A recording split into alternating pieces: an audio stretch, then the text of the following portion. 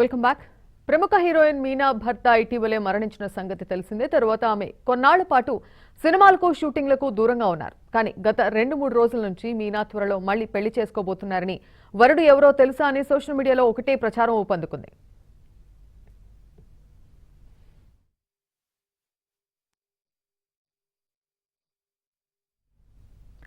ఈ పెళ్లి వ్యవహారం మీద వివరణ గురించి సంప్రదించినప్పుడు మీనా ఈ విషయాన్ని ఖండించారు. ఏపీఎన్ ఛానల్తో మాట్లాడుతూ ఇవన్నీ నిరాధారమైనవని, అటువంటి ఆలోచనలో తాను లేనని మీనా తెలియజేశారు. ప్రస్తుతం కొత్త కథలు విని సినిమాలకు సైన్ చేసే పనిలో ఉన్నారని అన్నారు.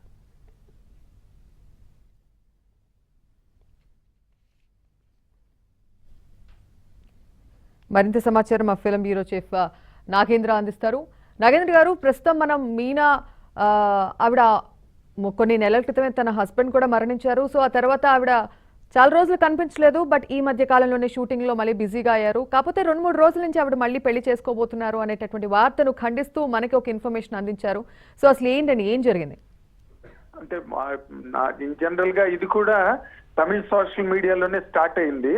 అక్కడ ఎందుకంటే వాళ్ళు చాలా విచ్చలవిడిగా విశృంఖలంగా వాళ్ళు చాలా ఎక్కువ లిబర్టీ తీసుకుని ప్రతి విషయాన్ని కూడా అంటే గోరంతలు కొండంతలు చేసి వాళ్ళకి ఎక్కడ చిన్న పాయింట్ అందినా కూడా వాళ్ళు చాలా విచక్షణ రహితంగా సోషల్ మీడియాలో తమిళ మీడియాకి అంత స్వేచ్ఛని వాళ్ళు ప్రకటిస్తుంటారు. దాంట్లోని మీనాకి మళ్ళీ పెళ్లి చేసుకోబోతుంది, మళ్ళీ మీనా ఇమీడియట్ గా ఎవరో వరుడు దొరికాడు, ఆ వరుడు ఎవరో మీకు తెలుసా అనే కథనాలన్నీ అక్కడ ముందు తమిళ మీడియాలో వచ్చి వాటి నుంచి ఇక్కడ తెలుగులో కూడా కొన్ని మీడియా ప్లాట్ఫామ్స్ మీదకి ఆ న్యూస్ రావడం జరిగింది. కానీ యాక్టివ్ గా అయితే ఇప్పుడు తను ఫీల్ అయ్యి నిన్న మనం ఏబిఎన్ తో తను మాట్లాడుతున్నప్పుడు చాలా ఫీల్ అయింది యాక్చువల్ గా. ఎందుకంటే వాళ్ళ హస్బెండ్ పోయినప్పుడు కూడా లేనిపోని కథనాలు, ఉన్నవి లేనివి అన్ని కలగాపులగం చేసి అతను ఎలా పోయాడు, ఎందుకు పోయాడు, ఎప్పుడు పోయాడు, ఇవన్నీ కూడా వాళ్ళు కంట్రోల్లోకి తీసుకుని రాశారు తప్పితే ఒరిజినల్ గా అక్కడే ఉంది అసలు వాస్తవికంగా ఏం జరిగింది అన్నదాన్ని చాలా తగ్గించి వీళ్ళ అభూత కల్పనలో లేకపోతే వీళ్ళ తాలూకా దృక్పథాలని వాటి మీద రుద్ది ఆ న్యూస్ ని విపరీతంగా దాన్ని డైవర్ట్ చేసి ప్రజెంట్ చేశారు.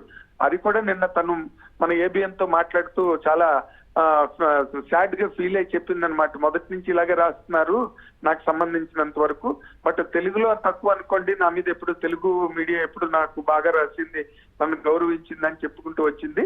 ప్రస్తుతానికి ఏంటంటే తను యాస్టిజ్ గా వాళ్ళు రాసిన దాంట్లోనైతే వాళ్ళ పిల్ల మీనా డాటర్ కూడా నువ్వు పెళ్లి చేసుకోవద్దు, నువ్వు ఇప్పుడు పెళ్లి చేసుకోవడానికి వీల్లేదని చెప్పి ఏడుస్తోందని, ఇంకా వాళ్ళ ఇష్టమే. అంటే ఎక్కడ ఎంతవరకు లిబర్టీ తీసుకోవాలో కూడా తెలియని రేంజ్ లోని ఆ న్యూస్ ను ప్రజెంట్ చేయడం పట్ల మీనా చాలా అప్సెట్ అయ్యి మాట్లాడడం జరిగింది మన ఏబిఎన్ తోని.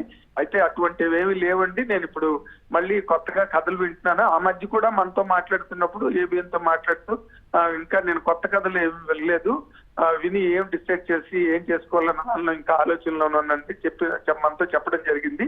ఇప్పుడు ఒక సబ్జెక్టుని ఓకే చేసింది, ఫిబ్రవరి నుంచి షూటింగ్ కి హైదరాబాద్ వచ్చే అవకాశం ఉంది అని చెప్పి మనతో షేర్ చేసుకున్నది మీనా. తను ఎక్కువగా అప్సెట్ అయింది దేనికంటే తను ఆల్రెడీ అంటే she led a very respectable life heroine గా. అలాంటి ఒక సందర్భంలో హస్బెండ్ పోయినప్పుడు ఇంకా ఇంత అతి తక్కువ టైంలో మళ్ళీ మీనా పెళ్లి చేసుకోబోతోంది అని రాయడాన్ని తను డైజెస్ట్ చేసుకోలేకపోయింది. ఎందుకంటే ఇంకా she still in that spells of sad mood. భర్త పోయినందుకు ఇంకా చాలా బాధలోనే ఉన్నది మీనా. అంతేకాని ఇమీడియట్ గా మళ్ళీ పెళ్లి చేసుకునేంత ఫాస్ట్ గర్ల్ కూడా కాదు మీనా. బేసిక్ గా అయితే చాలా ట్రెడిషనల్ గర్ల్ మీనా. తను బాధలో ఉన్నది, హస్బెండ్ పోయాడు కదా అన్న ఫీలింగ్ లో ఇంకా ఉన్నది. అలాంటి టైంలో ఇది రావడాన్ని ఏదో పుండు మీద కారం జల్లినట్టుగా అయినట్టుగా మీనా కొంచెం బాగా అప్సెట్ అయిందనమాట. అది మనతో నిన్న షేర్ చేసుకుంది. యాస్టిజ్ గా అయితే అటువంటి సందర్భాలు కానీ అటువంటి సమాచారం కానీ ఏమీ లేదు. ఇవన్నీ కూడా అభూత కల్పనలు చెలవులు పొలవులుగా చేసి కొన్ని మీడియా ప్లాట్ఫామ్స్ మీద న్యూస్ రావడాన్ని మీనా మాత్రం చాలా ఖండించి బాధపడింది ఏబిఎన్ తో చెప్పి. అది కార్తీక్. రైట్ నాగేంద్ర గారు, థ్యాంక్ యూ సో మచ్.